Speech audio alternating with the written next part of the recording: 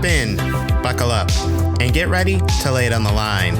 This is Not Speeding, Just Qualifying, a podcast that's just as fast as it sounds. Happy Monday, everybody. David here. Welcome to episode number 6 of Not Speeding, Just Qualifying. We are back, and what a weekend in Daytona. If you can hear it in my voice, my voice is slightly a little off, but my goodness, what a weekend. What a 4 days it was. From meeting friends from social media. We've only talked on X, talked on Instagram. We finally got to meet in real life. If you ever want to see it, go to my personal X for the photos. To just the unbelievable racing. 4 great races across all 3 series. I mean, it was absolutely amazing. And I'm not gonna hold you guys. I got a lot to get to in this episode today, so let's go ahead and get started. We got 3 series to cover. We'll start with the Whelen Mazda MX-5 Cup. Thursday's race 1, boy, that was brutal. It was ran in misty, cold, wet conditions. I know because I was sitting out in the infield in the fan zone, and boy, it was rough. It was windy. It was a mess after qualifying for the Rolex 24 ended.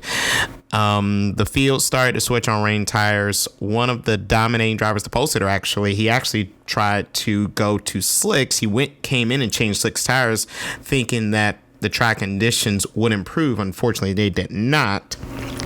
But it was still a great race because it was just awesome to see how the tires and how the drivers respond to the changing conditions, and just were the tires strong enough to hold up. Of course, they were Michelin, so they did hold up pretty well.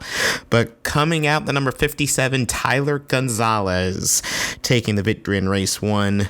Race 2 was a complete opposite. Friday morning, sunny skies, no rain anywhere else. Thank God, because Thursday was a mess. Friday, Saturday, Sunday, weather-wise, absolutely chef's kiss. Beautiful.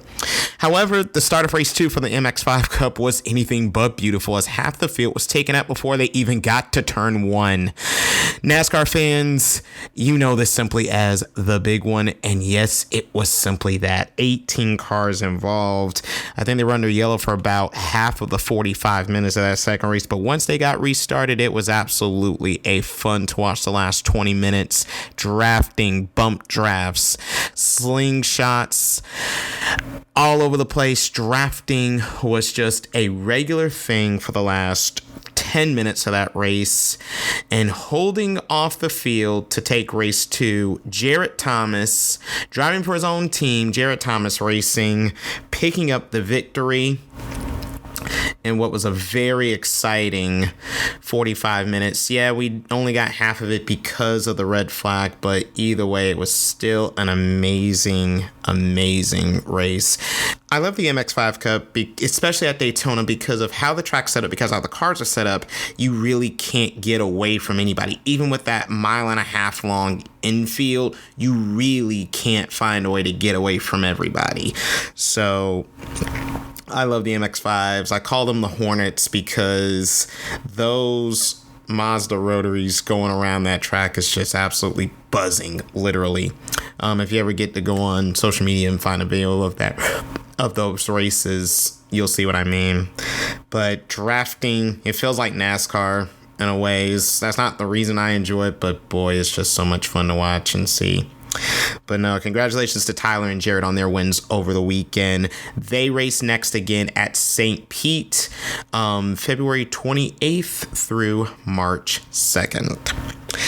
The second race of the day was the Michelin Pilot Challenge, the BMW M Endurance Challenge on Friday. And how about that? Those 4 hours were absolutely excellent. 2 classes of racing. We'll start with TCR.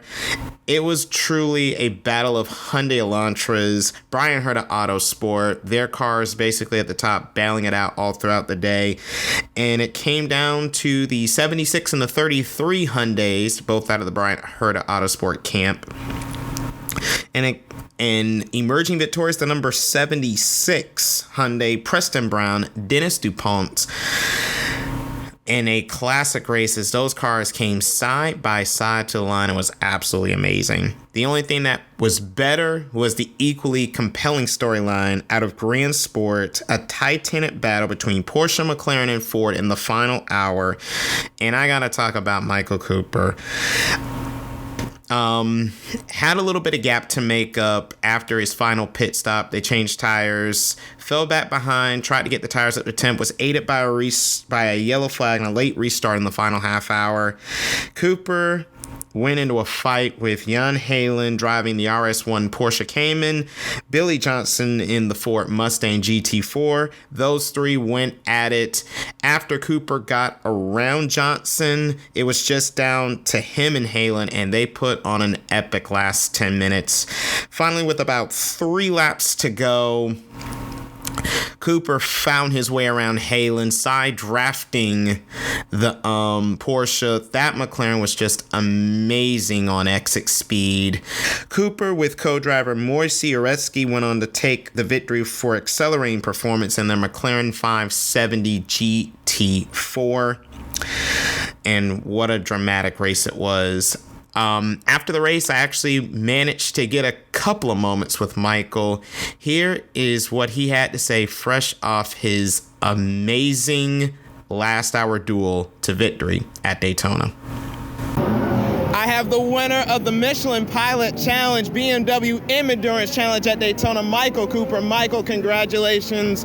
What an epic 4 hours of racing for you guys. I like the sounds of that. Yeah, it was crazy 4 hours, but that's what happens in these IMSA Michelin Pilot Challenge races, especially when they're longer. There's so much chaos, so much strategy going to the front, back, front, and yeah, we just love this series.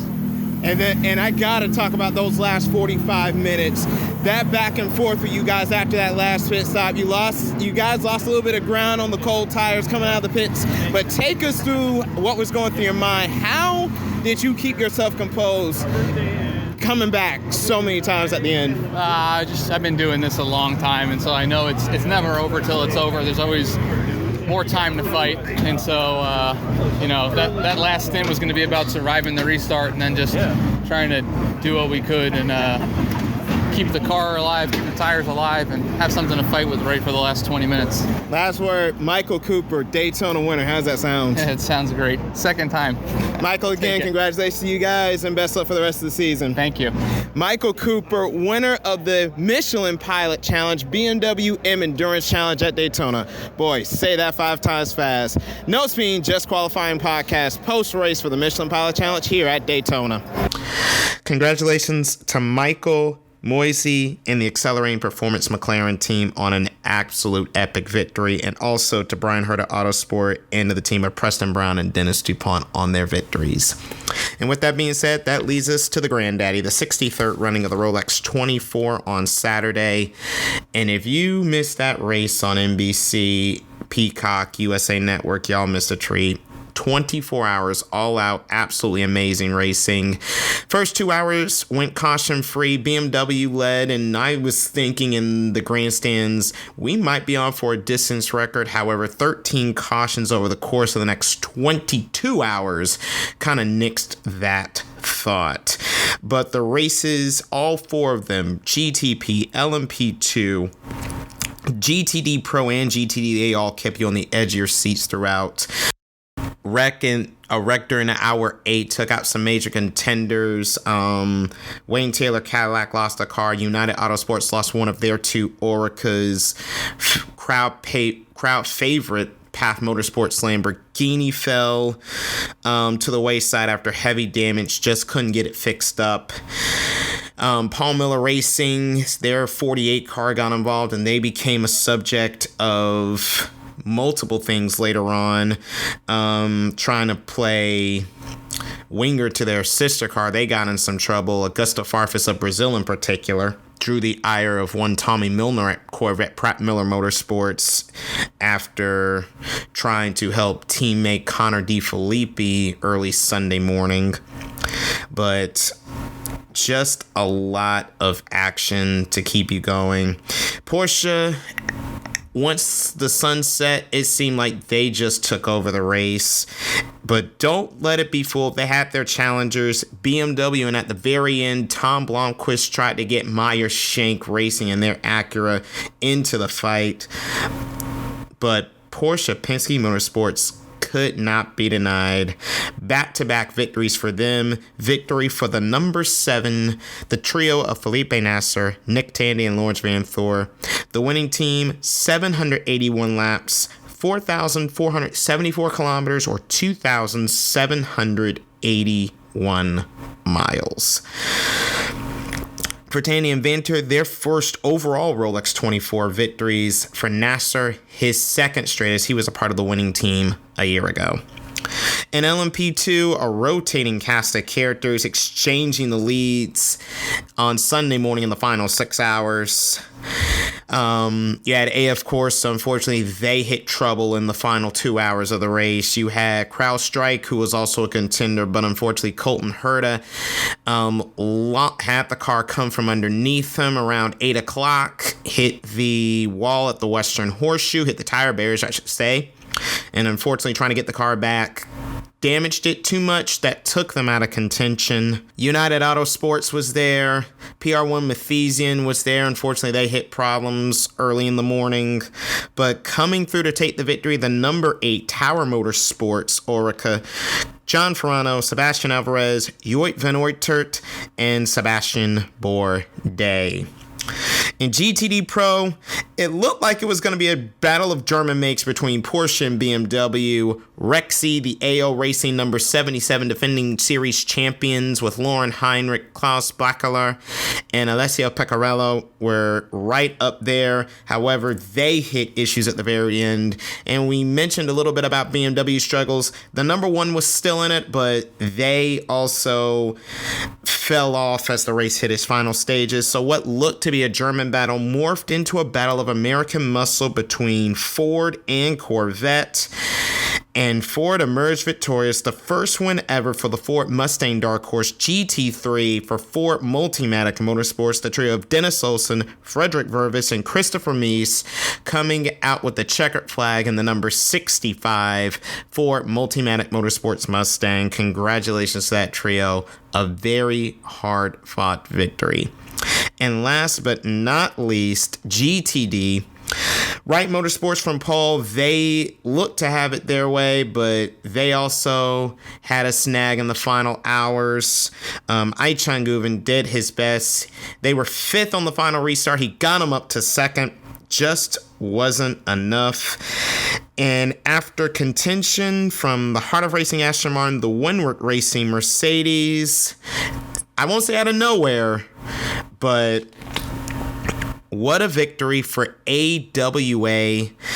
Corvette Customer Racing, the quartet of Marvin Kirchhofer, Lawrence Kern, Matt Bell, and Orey Fidani taking the victory.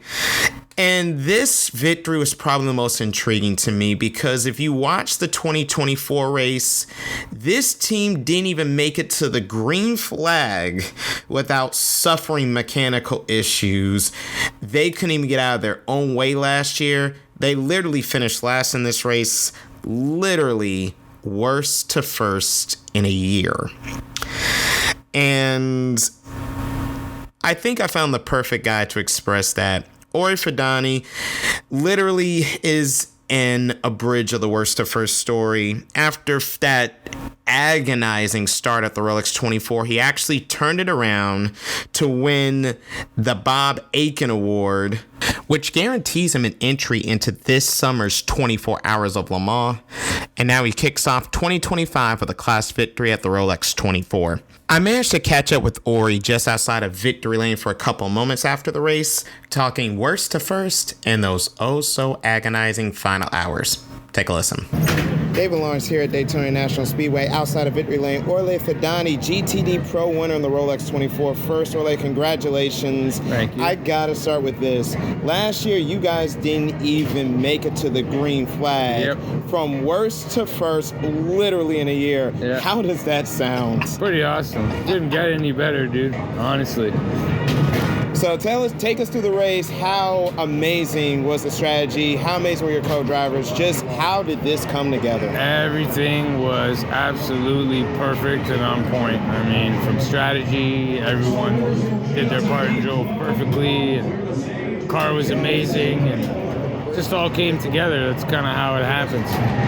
And at what point did you start thinking, oh my goodness, we might be able to win this Rolex 24? Pretty much after my stint, still on the lead lap, and then I knew I had the 3 killers into the end, so as long as they did their job, I mean, it was pretty clear that we had a good shot to win it. Last question, how is that Rolex Daytona going to look on that wrist? It should look pretty good, dude. I'm going to find out in a minute. Orey Fidani on the Not Speeding, Just Qualifying podcast. GT Daytona winner. Orey, congratulations. Great luck and best of luck on the rest of the season. Thank you, my man. Huge thanks and congratulations to Orey for the time in victory lane. And I also need to apologize to Orey for mispronouncing his name throughout that interview. My sincerest apologies for that. And before I end today's episode, I want to make a quick correction from Friday's episode. I mentioned that there was at least 16 women competing across all 3 series in Daytona this last weekend. I actually made a mistake and I forgot 2 ladies that were competing in the Michelin Pilot Challenge in TCR, Riley Pegram and Madison Aust. My apologies to you ladies. So instead of 16, I found a total of 18 ladies competing across the Rolex 24 weekend. Well, that concludes a jam-packed episode of the Not Speeding, Just Qualifying podcast. Thank you guys so much for joining me. And I got good news for you. I got a whole nother week of content for you from Rolex Week that I cannot wait to drop in your ears throughout the week. So stay tuned all week long. We got all aspects, drivers, media, crew members. You want it, we got it. And I got a very nice episode on Friday to wrap the whole week out. Thank you guys for joining me today. I'll put links to my socials in the description section of the video. And you can also follow DAL Motorsports, which will be rebranded to reflect Not Speeding, Just Qualifying on X, and will be coming soon to Instagram as well. Again, thank you guys for joining me today. I'll talk to you guys tomorrow. I'm David Lawrence, and remember, you're not living life to the fullest if you're not flat out. So long, everyone.